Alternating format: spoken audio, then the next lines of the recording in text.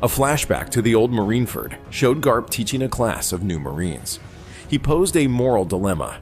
If a baby and an old man were stranded on an island full of fierce beasts and you had a boat that could hold only 2 people, what would you do? COBY answered that he would get off the boat himself so that both the baby and the old man could use it to get to safety. Garp, angry, threw a piece of chalk at COBY and yelled that he was wrong, saying that you should abandon the half-dead geezer. A female instructor interrupted, questioning Garp. "Vice Admiral, what are you saying?" Garp then asked his students why they became Marines. He emphasized that their role was to safeguard the future, and they should remember that they had more ahead of them than an old fossil. He advised them to take the baby and live on. After the lesson, the female Marine instructor scolded Garp, telling him not to ever give a lecture like that again, as all lives were equal. Garp responded by saying that the potential of youth was limitless. We flashed back to Amazon Lily, shortly after the incident involving Boa Hancock. COBY was questioning his superior, finding the situation unbearable. He asked if they were really supposed to just sit back and watch Blackbeard take their fellow officers simply because they didn't have permission to engage, even if Blackbeard is an emperor. Captured Marines pleaded for help, worried about what might happen to them on Pirate Island. As COBY approached Teach, the pirate asked him mockingly what he wanted, calling him hero, and asking if he was ready to start an all-out war. Vice Admiral Yamakaji tried to stop COBY, but another Marine informed him that COBY was a member of SWORD. COBY proposed a deal to Teach. If he took the place of the captured Marines, would Teach be willing to release his battleship and all 800 of the captured Marines? The captured Marines were shocked and asked if COBY would really do that for them. Teach laughed and commented that COBY thought a lot of himself, amused by his proposition. Back in the present day, near Hachinosu, Marines exclaim in panic as a massive hand emerges from the island. Their cannon fire proves ineffective, failing to make even a scratch. Realizing it's no use, they declare they can't stop it. Toshigi orders everyone to prepare to abandon ship, telling them to hurry and get everyone above deck to protect the civilians. Kujaku, witnessing the power of the hand, exclaims in shock. Meanwhile, on the island, COBY panics, worrying that hundreds of Marines and civilians will die if the hand reaches the ship. He asks Vice Admiral Garp what they should do. Garp reassures them, telling them not to worry and that they've got this. He instructs them to get ready, promising to give them an opening. He then gives specific orders to each of them. Captain COBY is to target the island monster's hand and smash it to bits. COBY, shocked and overwhelmed, exclaims that the task is way too big for him. Ignoring COBY's protests, Garp continues giving orders. He assigns Rear Admiral Groose the job of protecting the ship from any falling debris, and instructs Lieutenant Commander Helmeppo to make sure no one gets in their way. Garp tells them not to second-guess themselves in the heat of the moment, and orders them to go. COBY, Groose, and Helmeppo immediately move on Garp's orders. Pirates laugh at the sight, mocking COBY's group and calling them helpless without Garp. They belittle COBY, calling him a glorified raw cadet and plan to pluck him like scraps of seaweed. Groose asks COBY if he's packing any explosives to destroy the monstrous hand. COBY admits he isn't and will have to figure something out. Groose, exasperated, points out that the hand is big enough to crush a battleship in its palm. Pirates start shooting at them, shouting that COBY won't get away. Helmeppo panics, realizing they've been spotted, but then remembers Garp's words to make sure no one gets in their way. Resolute, Helmeppo blocks a cannonball with his sword and is caught in an explosion. COBY worries about Helmeppo, but Groose tells him not to look back and stay focused on their mission. On the island, Kuzan confronts Garp, asking where he thinks he's going with a wound like that as Garp stands back up. Garp dismisses the injury as just a scratch. Kuzan remarks that he was worried for nothing. Garp charges at his former pupil, telling Kuzan that his concern just proves he's still soft, then knocks him down. Garp swiftly makes his way to the large skull rock Pizarro is using to survey the battlefield. Pizarro, surprised and distracted, exclaims that Garp is coming his way, but reminds himself he still needs to crush the ship.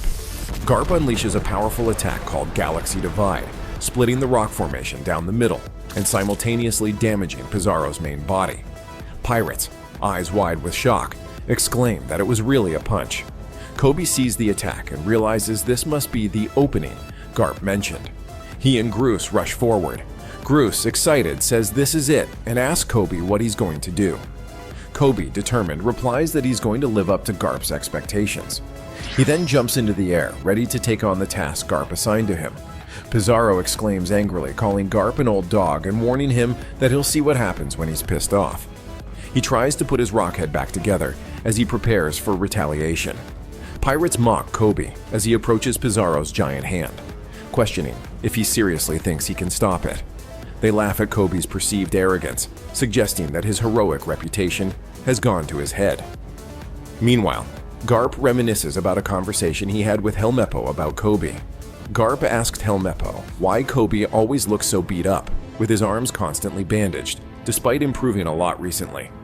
Helmeppo clarified that Garp meant COBY's hands and shoulders, then hesitantly revealed that COBY had told him not to say anything. But COBY feels he has zero aptitude for combat compared to everyone else, so working 10 times harder isn't enough for him. Instead, he puts in 100 or 200 times more effort. COBY believes he has to keep training to protect anyone, and if he can't do that, he'll never be a great Marine. Shocked, Garp asked if Helmeppo meant that after undergoing Garp's special training regime, COBY was sneaking off to work out more. Helmeppo confirmed this, explaining that COBY never misses a day and spends the whole night hitting one of the battleship bags until his fists peel and bleed.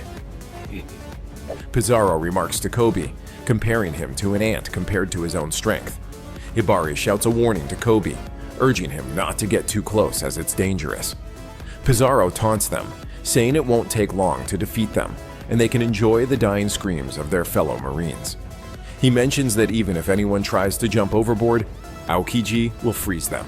Kujaku urges everyone to flee, realizing they have to get as far away as possible as PIZARRO's hand closes the distance.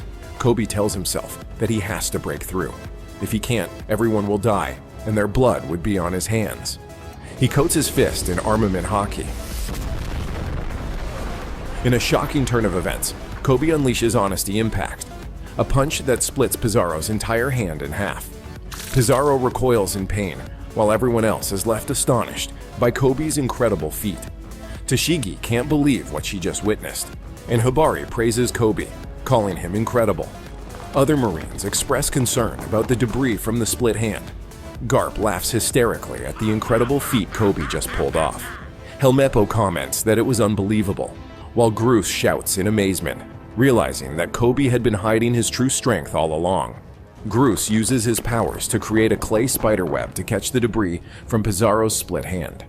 Helmeppo catches COBY and congratulates him, saying that what he did was seriously amazing. COBY, still in disbelief, acknowledges Helmeppo's words. Helmeppo continues, describing how COBY destroyed a hand as big as a mountain into smithereens, after successfully escaping from the falling debris. The Marines celebrate the success, expressing their relief that now they just need Vice Admiral Garp to arrive so they can leave.